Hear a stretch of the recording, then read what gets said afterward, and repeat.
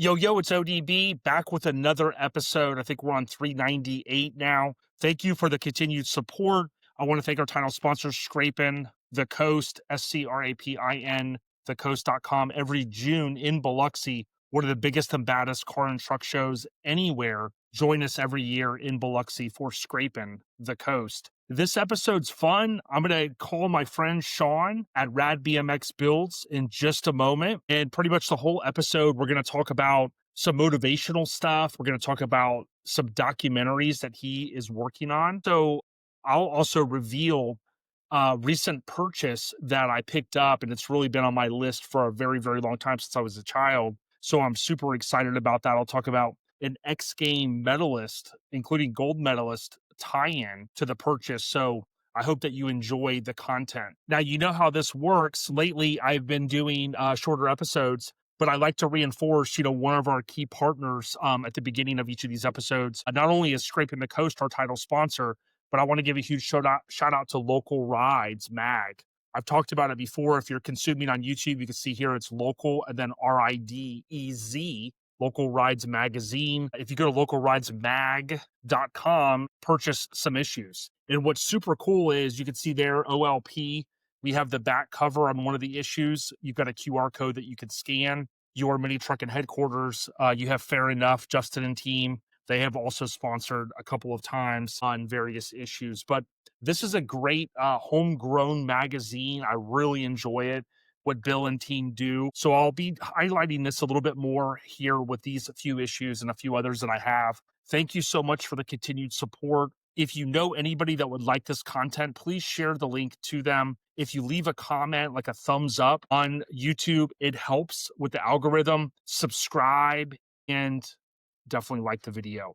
I appreciate all the support. ODB from ODB Studio. Stay on the rise, and we'll hit you soon with another episode. I've got some big stuff in store. You won't believe it. ODB, we out ya. Peace.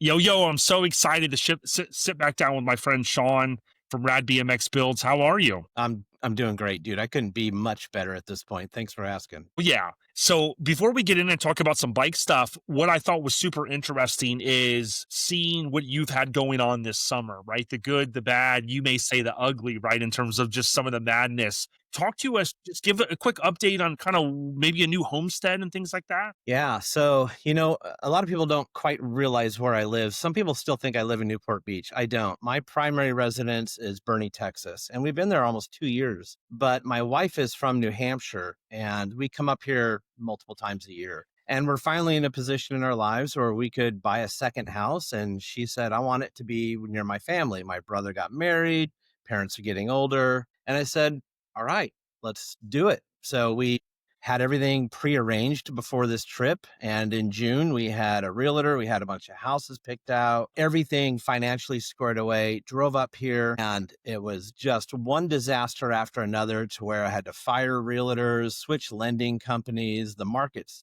absolutely trash up here. It's been a long, painful summer, but finally we are in escrow and close on Monday. Well, congrats. And you would probably say you wouldn't even wish that on your worst enemy, some of the things you've battled. I must have made at least 8 to 10 offers, written offers, over asking on every one, because that's just the way it is up here.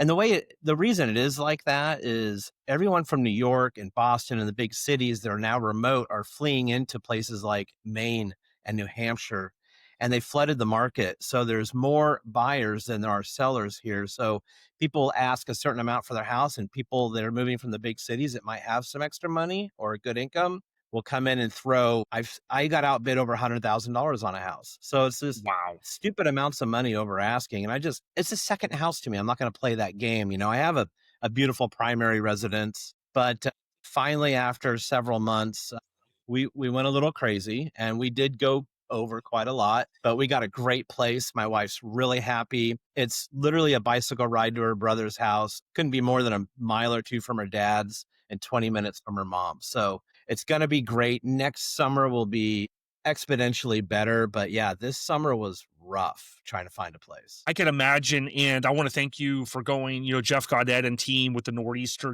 that was like a Yeah. stone's throw from where you were. You went there. There's a video on your RadBMX builds channel, and there's obviously some more things going on over there. So it's been cool as we transition into some of the BMX talk. When you went to one of those events up that way, it was this cool kind of like event almost at someone's residence. And what was neat is when you did the video, and I think we talked after that, there were a couple people scratching their head when they saw you there. They were like, "Hey, are you Sean? Are you up here?" Yeah.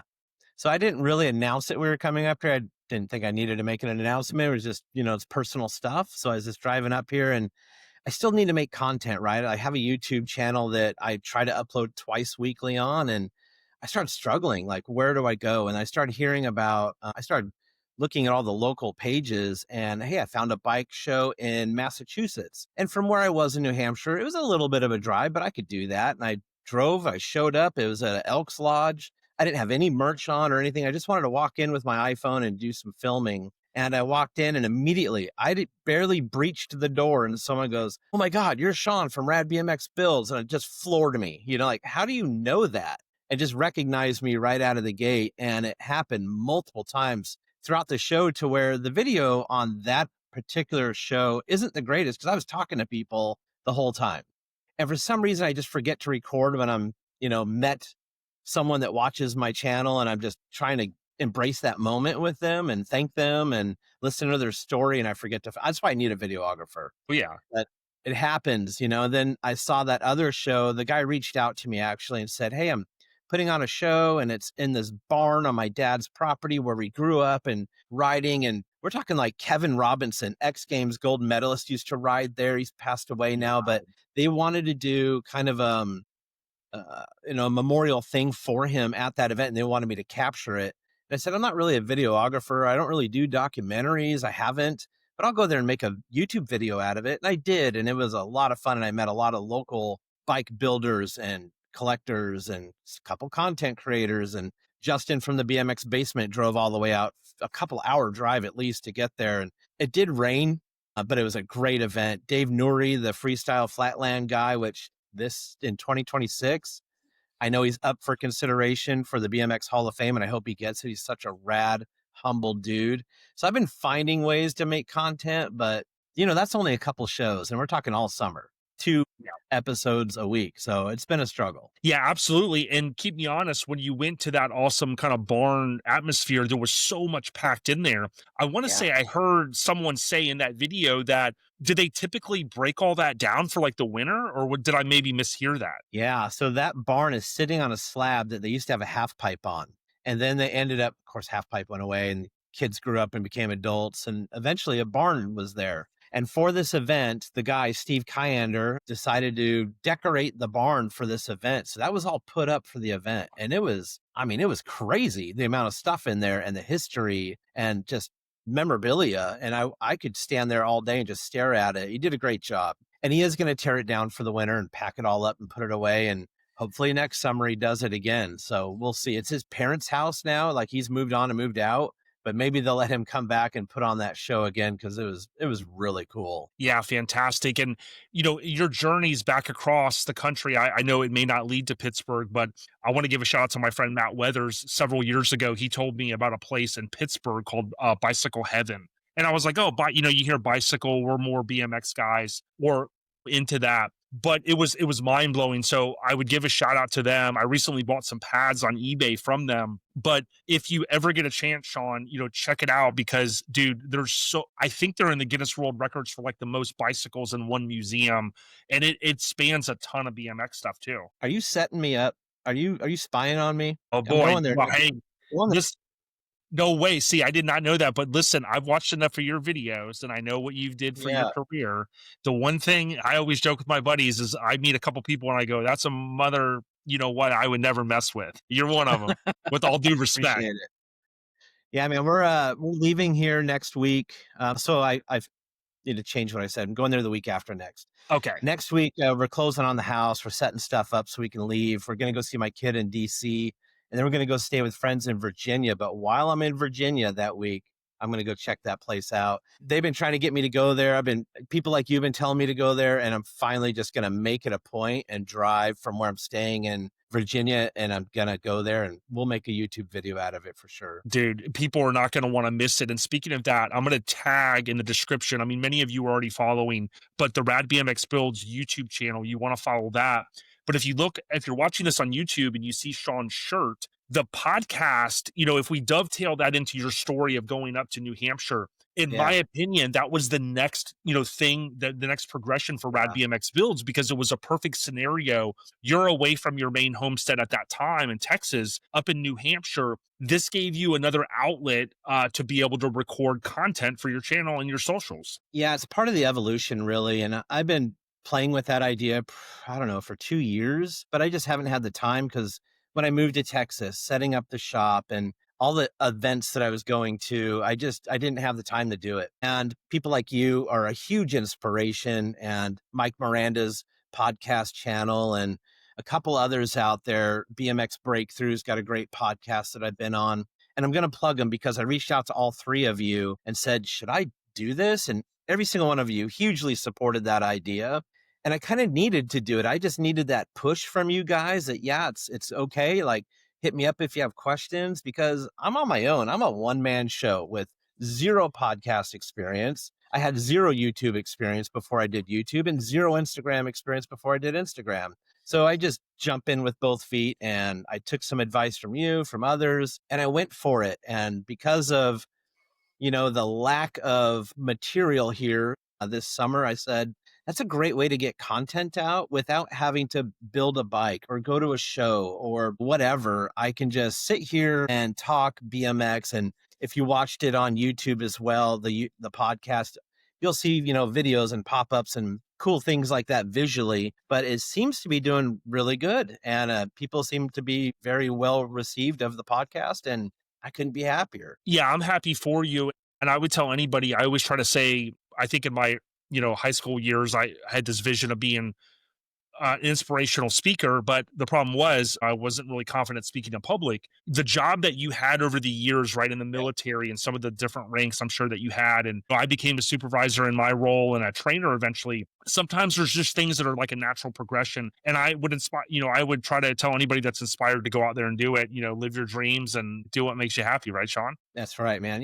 I do credit my past, and I don't really talk a lot about my military service, but I was a military instructor. I took speech in college. I ended up being a master instructor in the military, and you go to speech classes to do that. You go to schools to learn how to teach, and it just really helps you better articulate items and subjects and speak, in a way to where it's engaging. It teaches like attention steps and the body and the outro. I was like, this is a YouTube video. You get their attention, you get a hook, you talk about what you want to talk about, and then you reel it all in, and then you have an outro. I was like, that is YouTube. So I just applied those principles that I learned being a military instructor into social media.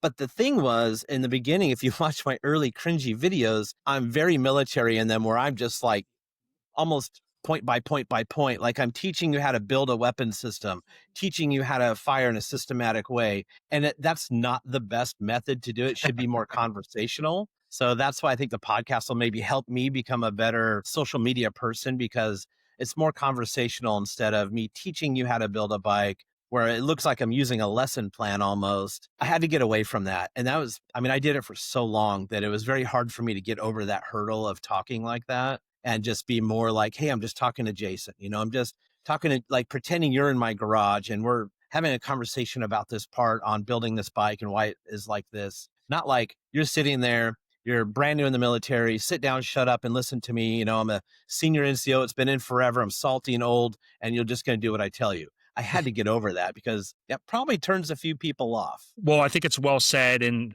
I look back at some of my cringy things. I had a little bit different shtick and things like that. And we kind of, see and feel what works. But I always tell people too, if there's people that you look up to, like in social media, or like even I often will watch a newscast and I'll see how the anchor will ask a question or respond or things like that. And so there's real life examples all around us. But yeah, we get a lot of us get inspiration from who we watch on YouTube. Yeah, you couldn't have said that any better. And you're always learning, right? Or you should be. And there's a lot of YouTube channels I watch, not for the content. I'm watching it for how they did their intro, how they're doing their editing, how they did their segues into other things, or transitions they use, or music in the background, like documentaries, for instance. I'm trying to learn how to do documentaries. And there's some really good ones out there. And I watched one recently that was phenomenal. I'm like writing stuff down, not because of the content, because I want my documentary to be like that. So inspirational people are so important to me because that's how you learn. I'm not going to get any better just doing it myself. And I'm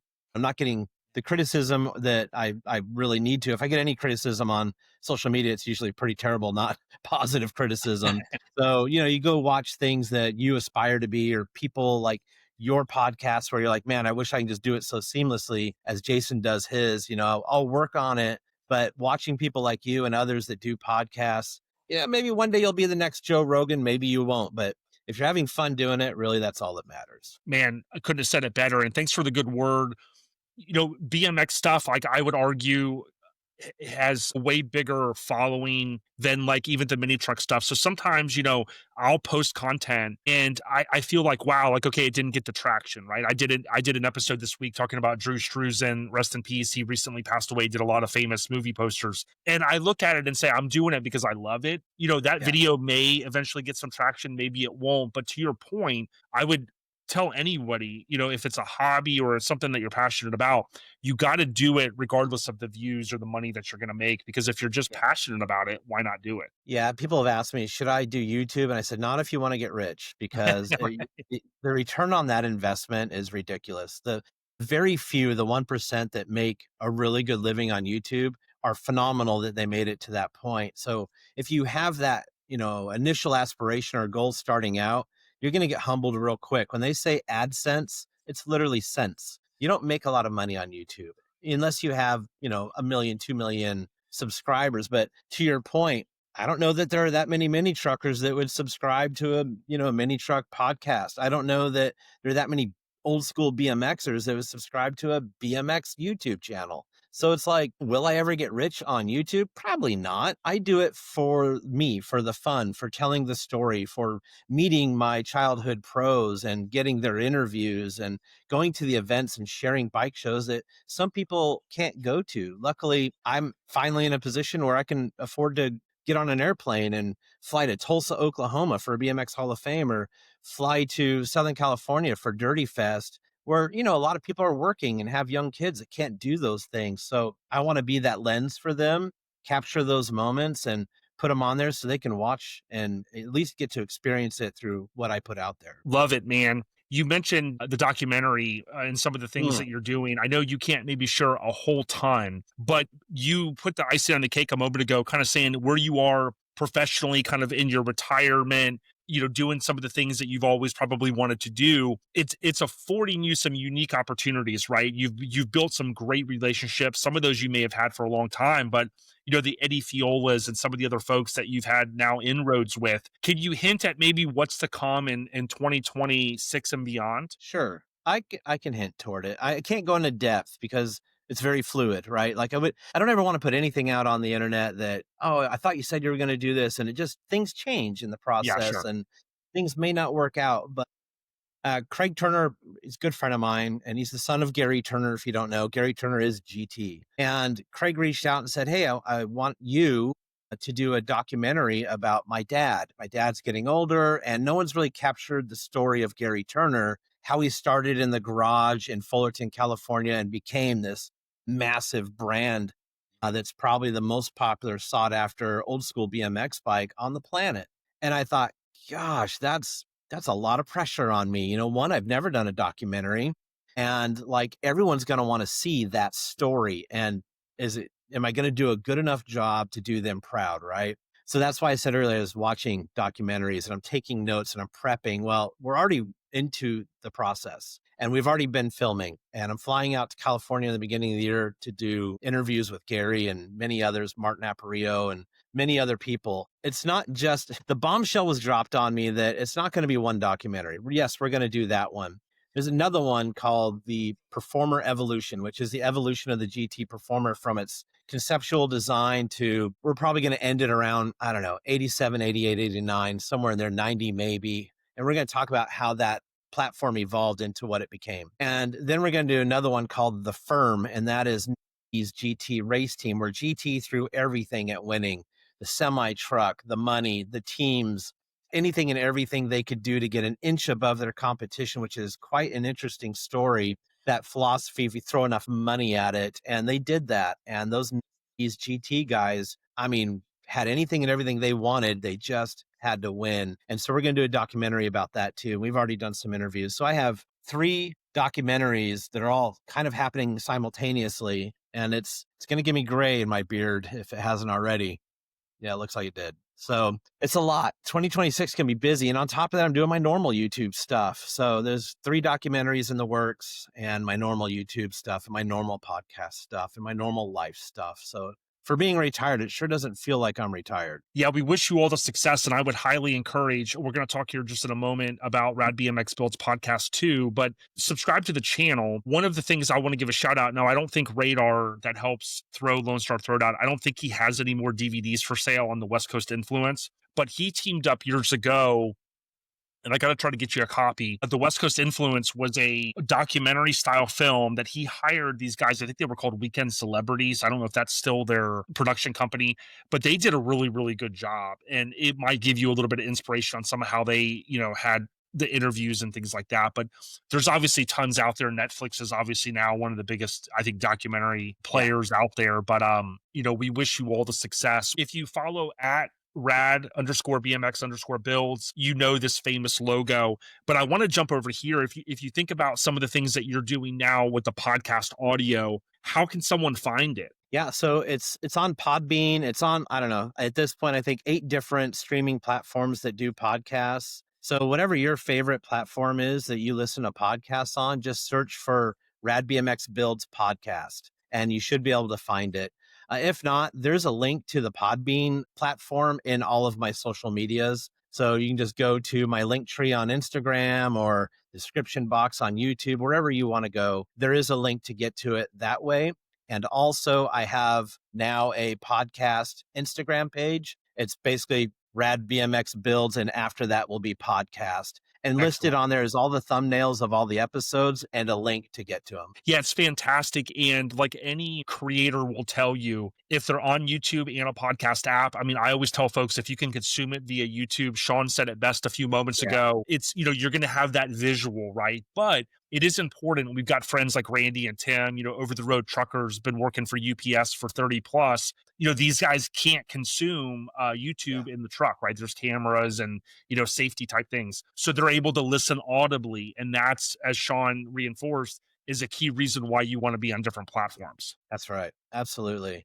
And you want people to be able to find you, and it is a lot of work on the back end for the content creator to make sure all of that happens, but you want to be able to have people easily access your content. And so you diversify the best you can and spread it across as many platforms as possible. And it seems a little bit like oversaturation, but if you're new and you haven't heard of RadBMXBuilds, you may not know that it's on 10 other different things, and you just found it via that one platform. And that's why you have it on so many, because they may never know that you're on multiple platforms. I love it. Well, hey, I want to make a quick announcement here, just something that I recently acquired, but I wanted to see, is there any other items you want to plug or anything that we may have missed? No, I just throttle back a lot on the TikTok platform because there's so many scammers out there that are using my logo, variants of my name, like RadBMXBuild with no S. And that dude has more followers than I do, but the reason they're scamming people is they're saying bikes are for sale. I don't have any bikes for sale. And when I do, if you want to buy anything from me ever, it's only on my website. So I'd like to plug that. RadBMXBuilds.com is the only way you can ever buy anything from me, because on social media apps, there's just too many people ripping too many people off. And I just don't want to be associated with that in any way. whatsoever. If you want merch, if you want bikes when they are for sale, that's really the only place you can find them. And also, you can find all my social media platforms on the website as well. Yeah, and thanks for saying that because that was on my list to tick in terms of the fraud stuff. What I would tell folks is if you watch some of Sean's videos, he gives a lot of insight to where to find parts and things like that, right? And he always reinforces do not buy via social media. I've seen an uptick the past 10 years, whether it's Lincoln's, Old School Yeah. BMX, Mopar, these center console scammers that, oh, wow, that center console looks so great. Anywhere there's money, there's going to be a scam. And Sean really reinforces, in his opinion, and I would concur, do not buy via social media. I've told a few people, hey, that's great, man. Like if they post it on Facebook, I'd be interested in that. How about you do this? Create an eBay account, or do you Yeah. have an eBay and then I'll buy it and then it's a ghost, because granted, yeah, Yeah. there's a little bit of a fee maybe with eBay, but at the same time, there's protection for the consumer there. I get a minimum of 1 to 2 messages every single day from either someone that got scammed or someone asking me if someone's legit. And I go and look, and sure enough, it's a scammer page. And I just reiterate, stop looking at these pages that have bikes for sale, because these guys will list 100 super high end bikes and are wanting $300 for an 87 Pro Freestyle Tour. It's ridiculous that people even fall for that. But sadly, some people do. They Yeah. just don't know better, I guess. So I just tell them avoid it all altogether. Yep. I hear you, brother. So Hey, I'm there going to is share one my, thing I want to bring up, Jason. yeah.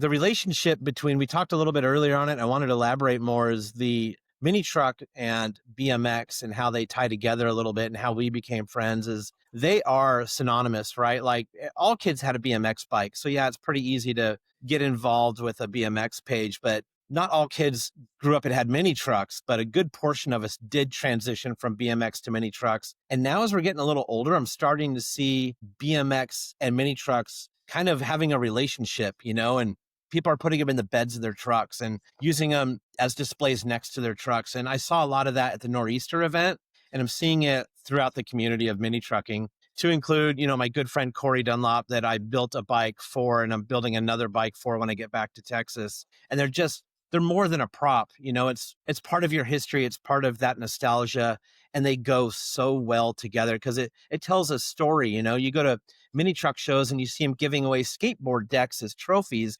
because that's part of our culture and Culture. heritage. And those are things that we had and cherished as younger adults and kids. So I think it's so rad that there are really no blurred lines there. They just go hand in hand when you have BMX bikes and mini trucks and skateboarding and music and clothing. Like it's what we were and are. And it's just such a great thing to see when I go out to events, to see that those things are now intertwined. It's pretty amazing. Yeah, and it's great to be a part of the community that we can talk about the stuff, whether people like what we have to say or not, which is, we grew up arguably in a great era. I was born in the late 70s. If you think about the Star Wars and, the action figures that really, the Saturday morning cartoons, the BMX stuff. And unfortunately, I think I've always said this, I do believe at a certain point, like when you're 14, 15, depending on what state you were in, they could get your learner's permit at 15. A lot of us, our minds transition to, wow, I've got my first wheels. Like I don't need to like go pick up my girlfriend on a skateboard, right? Or Crew Jones Right. on,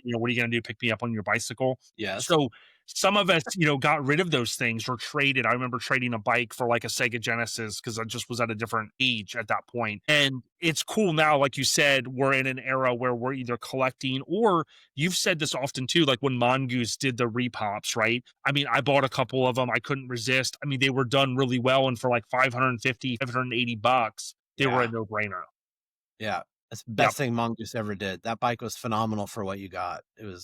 I wish more of these companies doing retro bikes would take note of what Mongoose did and actually build it like it was back then. Yep. Yep. And Not trying to blend the lines between a modern bike and an old school bike. It's like you're missing the mark. oh yeah. Well, speaking of old school bikes, this was a quick story. Watching YouTube, couple, I don't know, I'll call it a month ago. I see from Scotty Cramner. I want to say Cramner. I think it's Kramer. I've heard it pronounced a couple different ways, but I'll call him Scotty C. Scotty is a 9-time X Games medalist. I think 3 gold. He had Got a great YouTube channel too. yeah, great YouTube channel. You've seen him. I think I originally saw him with some of the old school stuff. He may have forget what channels he's appeared on, but he had a horrific accident. And Yeah. what happened is his parents decided that I think it was in conjunction with Scotty, but his parents were the, primary employees up there in New Jersey. He has said, "Hey, we're closing the shop. It's a 7,500 square foot shop. We've got retail space in it." And he mentioned these bikes for sale. Well, long story short, I'm thinking, man, he has a lot of followers. There's just going to be no way I'm ever going to get one. Well, like 5 days go past and he does an update and he's like, "Hey, these bikes are still available." And I'm like, "What?" So long story short, I made a call one day and I talked to his mom, super nice, Donna, and she said, "There's a guy that's supposed to buy it today, but if he doesn't, I'll sell it to call me Great. tomorrow." Well, I called the next day and a gentleman picked up, probably his father, and Donna in the background, "Oh, yeah, Jason, tell him I'll call him right back."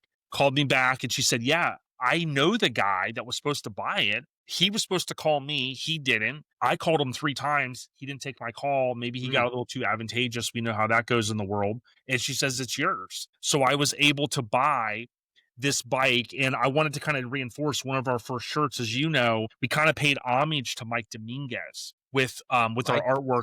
Yeah, Mike D. I got a chance to meet him. I know you met a lot of legends. Poor boy Steve, I met at the Hell Track event. He helped me reacquire some of the magazines I had as a kid. I always remember that magenta color truck. But this was up at SC Bikes in New Jersey. And this, my buddy, he has a little bit more tools than I do. We threw it together pretty quick. Obviously, just it was easy. But we got this thing, and this were some photos I took right before we started recording. I always loved this color. And as you know, like he was just such a great rider in the 80s and into the 90s. And Yeah, it's a rad bike. That's probably one of my favorite colors as well. yeah, I appreciate it. And I just thought that it would be cool to kind of share that with you. And when I think back to the inspirations and the magazines when I could get my parents to buy them for me, I had BMX Plus and Freestyle, and it was such a neat era. And you reinforced this earlier. It's so cool going to like the old school BMX events and meeting some of these folks. It's just really good. Hopefully it didn't cut out there, Sean. Okay, I think it cut out for a second. But it is really neat, going Yeah, to these old events and being able to meet some of these folks that we really look up to. absolutely. Mike D's truck was sick. What an inspiration, man, with those Porsche wheels. I love that bike so much. I mean, that truck so much. And that also made me like his bikes because one, he was a mini trucker. And I never owned a Mike D bike, honestly, but it very well could be in my future as well. When Scotty listed all his bikes for sale, I got no less than 50 DMs that Scotty's selling Wow. his bikes. You should go buy them. And I did go and look, and there were some nice ones. But again, I'm in New Hampshire right now. Like, what are you Yeah. going to do? Ship me all these bikes to New Hampshire, and I really don't have a place to put them. And I'm borrowing somebody else's house. So I don't want to, I can't really film there. I don't really want bikes showing up and being stored there. So trying to be respectful. And, I have a problem I clearly can't resist. So I've had several bikes go to my Texas house. And when I get back, I'm going to have like 7 builds myself. So it's really rad you got one of those bikes. I'm kind of jealous, to be honest, because one, they came from Scotty, which is super cool.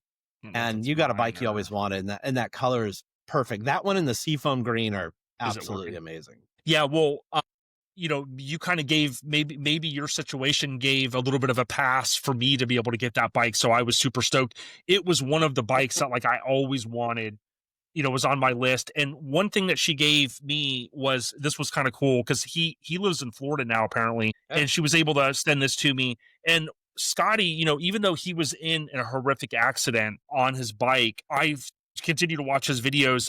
Vans as well as Monster Energy Drink, those two sponsors have always stayed with them. So, it made me want to go out and buy some Absolutely. van stuff, maybe show a little bit of love because that dude has a lot of health challenges now, but he still gets on his bike and Yeah. he kind of, he can ride around and stuff. But, the 9-time medalist, that's kind of in his past. And I think he started riding when he was 16 and he rode till he was 29. Like, think about many of Wow. us were riding way earlier than that. Of course, I couldn't do anything, but 16 years old is Yeah. when he started. It's crazy. Yeah. 16 was like my prime. That was all downhill after that.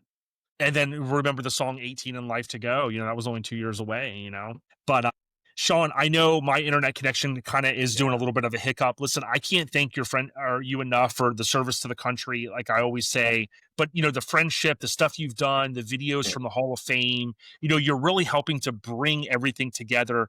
To your point earlier, not saying that there hasn't been other BMX podcast or YouTube channels, but what you do for the culture. And I know the inroads that you have made with, the Gary and Craig Turners and so many others doesn't go unnoticed. So thank you. Yeah, I appreciate that so much. And honestly, people like you and people in the comment section, my followers, subscribers that say positive things like that are my motivation. Cause I'm sure, like many other people, you wake up sometimes and you're just kind of like, I'm not motivated. I don't want to do it.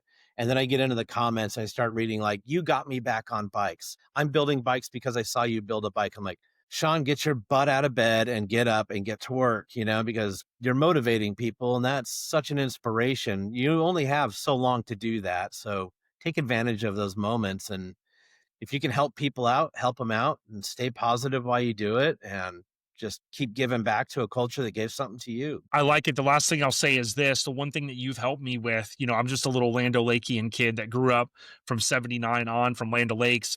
But one thing I love about when you put bikes together and you say the different names of the products, I'm like, oh, that's how to say Tioga and just different things like that. Yeah. That's just one example. But listen, go check out RadBMXBuilds podcast.